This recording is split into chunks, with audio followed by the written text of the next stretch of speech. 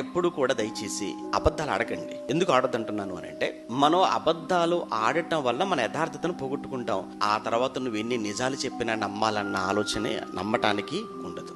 అబద్ధాల మీద జీవితాన్ని కట్టుకోవాలనుకునే వాళ్ళు కొంతమంది ఎప్పుడు అబద్ధాలే చెప్తుంటారు, ఎప్పుడు అబద్ధాలే ఆడుతుంటారు. నువ్వు అబద్ధాల మీద నువ్వు నీ జీవితాన్ని నిలబెట్టాలనుకుంటున్నావా?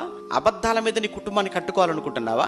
అబద్ధాల మీద నీ కుటుంబాన్ని అబద్ధం ఆడి నీ జీవితాన్ని నిలబెట్టుకోవాలి నువ్వు అనుకోవడం అసాధ్యమైన పనది.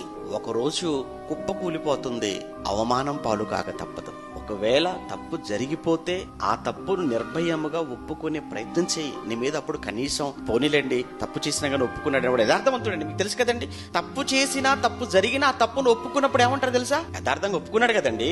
అలా కాక ఆ తప్పును కప్పిపుచ్చుకోవటానికి, అబద్ధాన్ని కప్పిపుచ్చుకోవడం ఇంకొక అబద్ధం, ఆ అబద్ధాన్ని కప్పిపుచ్చుకోవడం మరొక అబద్ధం. ఇలా నీ జీవితం అంతా అబద్ధాల పుట్టగా మారిపోతుంది.